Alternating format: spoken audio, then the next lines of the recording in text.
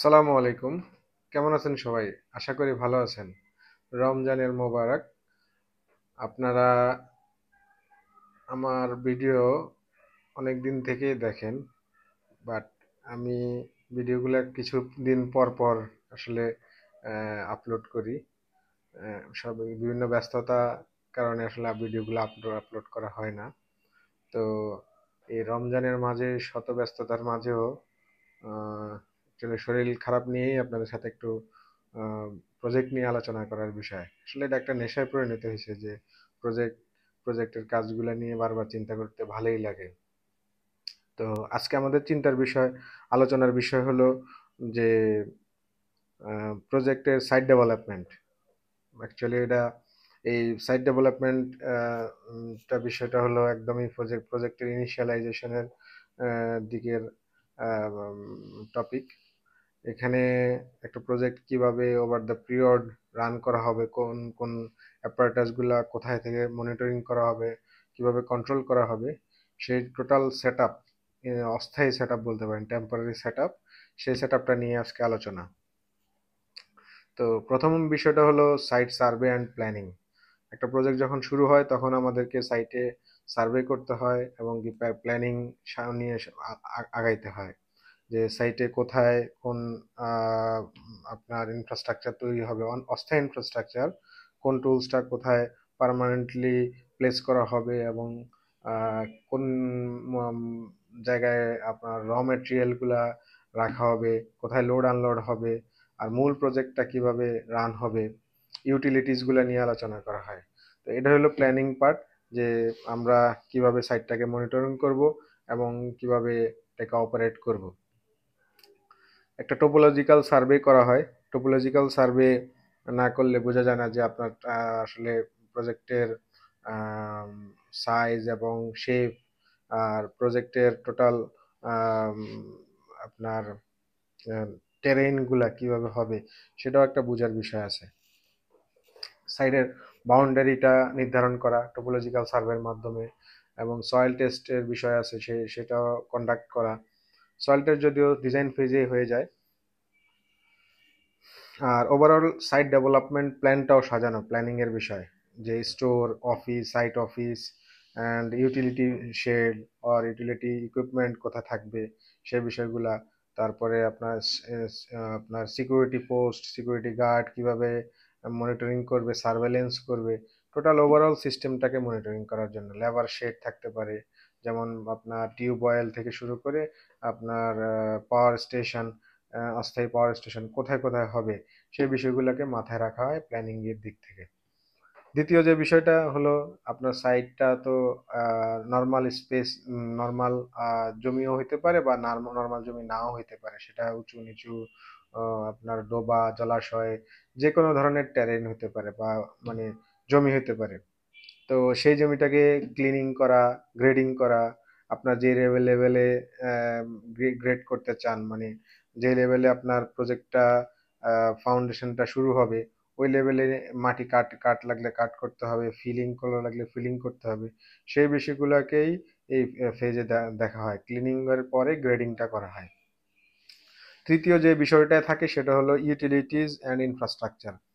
Actually আমাদের যখন প্রজেক্টের মেইন পার্ট হলো energy source and water supply, others, যেমন আমাদের স্টাফদের বসার ব্যবস্থা, এই সবগুলাকে আমরা আসলে ইউটিলিটির ইনফ্রাস্ট্রাকচারের বিষয়ে আলোচনা করতেছিলাম। যেমন ওয়াটার সাপ্লাই ইনস্টলেশন করা, সুয়ারেজের লাইন, স্ট্রম ওয়াটার ড্রেনেজ। একটা প্রজেক্ট তো ওভার দ্য ইয়ার 2 থেকে 3 বছর চলতে পারে, অথবা আরো বেশিও চলতে পারে। সেই ক্ষেত্রে আমি আসলে আপনাদের সাথে ফ্যাক্টরি প্রজেক্টের কনটেক্সট থেকে কথা বলতেছি। সেই ক্ষেত্রে আমার ওই প্রজেক্টে যে যদি ভারী বৃষ্টিপাত হয়, বন্যা হয়, যাতে পানি সহজে ড্রেনেজ সিস্টেম রাখা, এটা পার্মানেন্ট আপনার ড্রেনেজ সিস্টেম হইতেও পারে, আবার টেম্পোরারি ড্রেনেজ সিস্টেমই বেসিক্যালি বেশি হয়। সেই সিস্টেমটাকে তৈরি করা টেম্পোরারিলি, শেড তৈরি করা, সবগুলাই থাকে। ইলেকট্রিসিটি, টেলিকম, কমিউনিকেশন করা, আপনার হেড অফিস বা কনসালটেন্ট বা আদার স্টেক হোল্ডারদের সাথে কমিউনিকেশন করা। অনেক সময় গ্যাস লাইনের কাজ থাকতে পারে, স্টিল স্ট্রাকচার হলে গ্যাস লাইনের খুব প্রয়োজন হয়, সেই গ্যাস লাইনের ব্যবস্থা করা। ইলেকট্রিসিটির ব্যবস্থা তো বললামই। তারপরে পাওয়ার স্টেশন অস্থায়ী স্থায়ী পাওয়ার স্টেশনের ব্যবস্থা করা, তার পাওয়ার প্লাগ যে পাওয়ার ডিবি বোর্ড বা আদার্স যে সোর্সগুলো থাকবে প্লাগ ইন করার জন্য, এই প্লাগ ইনগুলা প্রপার জায়গায় জায়গায় সেট আপ দেওয়া। সবগুলা একটা পয়েন্ট থেকে তো আর হয় না, বিভিন্ন বড় প্রজেক্ট হলে বিভিন্ন পয়েন্ট থেকে সেটাকে সেট আপ দেওয়া লাগে। তারপরে আপনার আম, যেই রাতের বেলায় যে সার্ভেলেন্সের জন্য যে প্রজেক্ট লাইট, হ্যালোজেন লাইট বলি আমরা, ওই প্রজেক্ট লাইট গুলা বিভিন্ন জায়গায় সেট আপ দিতে হয়। এই সেট আপের বিষয়গুলাকেই আমরা প্ল্যানিং ফেজ থেকে শুরু করে এক্সিকিউশনটাও ওইভাবেই করা হয়, যেভাবে করলে আমাদের ওই প্রজেক্টটা ভালোভাবে মনিটরিং করা যায়। টেম্পোরারি ফ্যাসিলিটিস যেমন ওই যে বললাম যে আপনার office building, labour shed, guard room, toilet, labour toilet facilities, sanitation facilities, অফিসের স্যানিটেশন ফ্যাসিলিটিস গুলা ঠিক রাখা। লেবারদের অস্থায়ী রিমোট ফ্যাসিলিটিস গুলো থাকে, যেমন অনেক বড় প্রজেক্ট হলে দেখা যায় প্রজেক্টের একটা সার্টেন এরিয়া থেকে আসাটা মুশকিল, তখন দেখা যায় তার ওই পোর্শনটাতেই একটা স্যানিটারি ফ্যাসিলিটিস থাকে, মানে টয়লেটের ফ্যাসিলিটিস থাকে আর কি। তারপরে ওভারঅল আমার প্রজেক্টের ইন্টারনাল রোড অ্যাক্সেস করতে হয়, যখন যখন আপনি এটাকে একটা হয়তোবা মানে নতুন একটা জমি যেখানে মাটিতে জীবনে কোনো সময় হেভি ভেহিকেল চলেনি, সেজন্য আপনাকে একটা অ্যাক্সেস, প্রজেক্টের মধ্যেই একটা অ্যাক্সেস রোড তৈরি করে নিতে হতে পারে। সেই অ্যাক্সেস রোডটা তৈরি করা, সেটা পেভমেন্টও হইতে পারে, আবার আপনার অস্থায়ীভাবে তৈরি করে নিতে পারেন। সাইড ওয়াকওয়ে বানানো বিকজ অফ সেফটির জন্য। আপনার মেইন রোড বা অ্যাক্সেস রোড দিয়ে গাড়ি চলবে, ভেহিকেল চলবে, হেভি ইকুইপমেন্ট গুলা যেগুলো আপনার কনস্ট্রাকশন সাইটে আসবে, রেডি মিক্সের গাড়ি, excavator, dump truck, pay loader, বিভিন্ন ধরনের গাড়ি হতে পারে, আপনার ক্রেন, সেগুলো আসবে। কিন্তু এই প্যাসেজ দিয়ে অনেক সময় দেখা যায় আমরা আমাদের যে লেবার বা আদার যে ওয়ার্কার বা যারা পেডেস্টেরিয়ান তাদেরকে চলতে দেই না, কারণ হলো কোনো কারণে দুর্ঘটনাবশত তারা কোনো বিল্ডিং ভেহিকলের সামনে এসে পড়তে পারে। সেজন্য আমরা আলাদা একটা পেডেস্টেরিয়ান ওয়াকওয়ে বানাই দিই।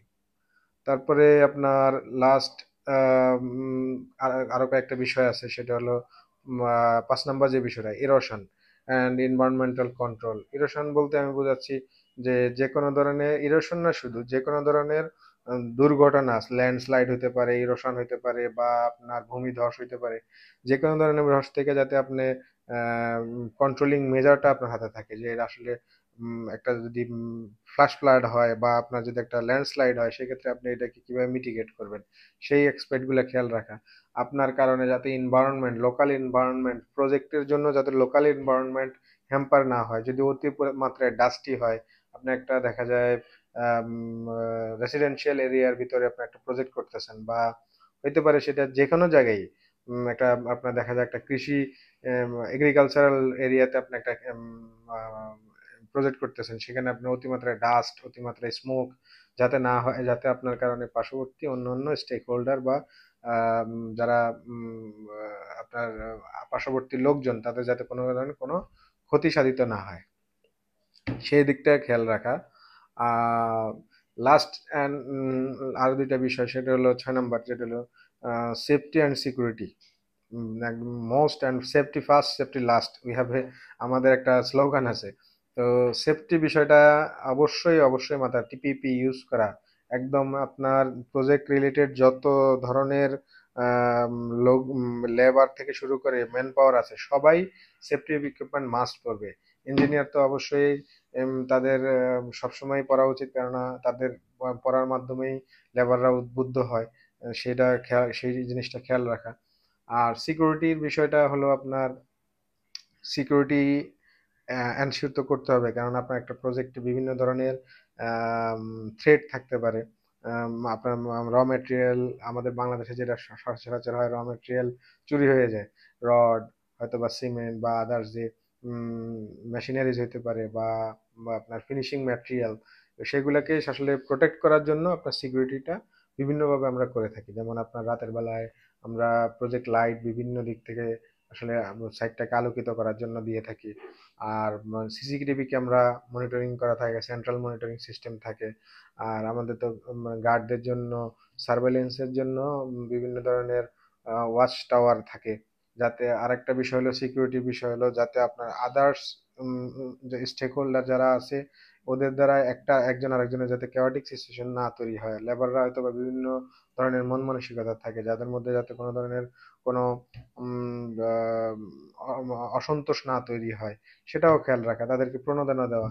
যেমন আমি আমার প্রজেক্টে সবাইকে ফ্রিতে নাস্তা করাই প্রতিদিন, গরমের সময় করাই বেশিরভাগ, কেননা দেখা যায় ওরা ঠিকমতো আপনার যে পরিমাণ ঘাম শরীর থেকে বের হয় তা ইনটেক করতে পারে না, রিটেক করতে পারে না। তখন আমরা দেখা যায় আমাদের অফিস থেকে বা আমরা আমাদের কোম্পানির পক্ষ থেকে আমরা তাদেরকে বিভিন্ন ধরনের প্রণোদনা দিই। লাস্টলি হলো ফাউন্ডেশন প্রিপারেশন, যেটা আমাদের প্রজেক্টের প্রাণ বা প্রজেক্টের মূল কোর ভ্যালুজ। সেটা হলো মূল ফাউন্ডেশনটা প্রিপারেশন করা, ফাউন্ডেশনের ফুটপ্রিন্ট রেডি করা, যে অ্যাকচুয়ালি ফাউন্ডেশনের লেআউটটা যেটাকে বলি আমরা, লেআউটটা সেট আপ করা, মার্ক করা যে কোথায় কাজটা হবে, সেই কাজের সেই এরিয়ার বাইরে আমাদের আদার্স ফ্যাসিলিটিস গুলাকে কিভাবে অর্গানাইজ করা যায় সেটাকেও ঠিক রাখা। সেই ফাউন্ডেশনের বা আমাদের যে মূল প্রজেক্টের ফুটপ্রিন্ট, এই ফুটপ্রিন্টটা যদি ঠিক ঠিক হয়, সে দেন আমরা আমাদের আদার্স যে এরিয়ার ভিতরে যে কাজ করতে পারবো কিনা আদার ফ্যাসিলিটিস নিয়ে, সেটাই দেখার বিষয়। তো সেটাই ঠিক করতে হবে আগে ফাউন্ডেশন প্রিপারেশনের মাধ্যমে। আর আপনার সবচেয়ে বড় বিষয় হলো একটা প্রজেক্টে ইনিশিয়াল প্ল্যানিং যদি ঠিক হয়, ঠিকভাবে হয়, তাহলে আপনার প্রজেক্টের 60% ওয়ার্কস ডান। মানে বলে অনেকে 40-60 বলে, যে 40% প্ল্যানিং, 60% এক্সিকিউশন। অ্যাকচুয়ালি 40%ই আপনাকে টাইম স্পেন্ড করতে হবে আপনার প্ল্যানিং এ। প্ল্যানিং যদি ঠিক থাকে, ওভারঅল সব বিষয় মানে সিকোয়েন্সিয়ালি যাবে। তো আজকের বিষয়টা আসলে আমি খুবই দ্রুত আপনাদেরকে বলার চেষ্টা করছি। এটারই একটা সিকুয়াল হিসেবে আরেকটা পার্টে আমি আপনাদেরকে ইন ডিটেইল আর একটা বিষয় আলোচনা করব। ইনশাল্লাহ সে পর্যন্ত ভালো থাকবেন, সুস্থ থাকবেন। আসসালামু আলাইকুম।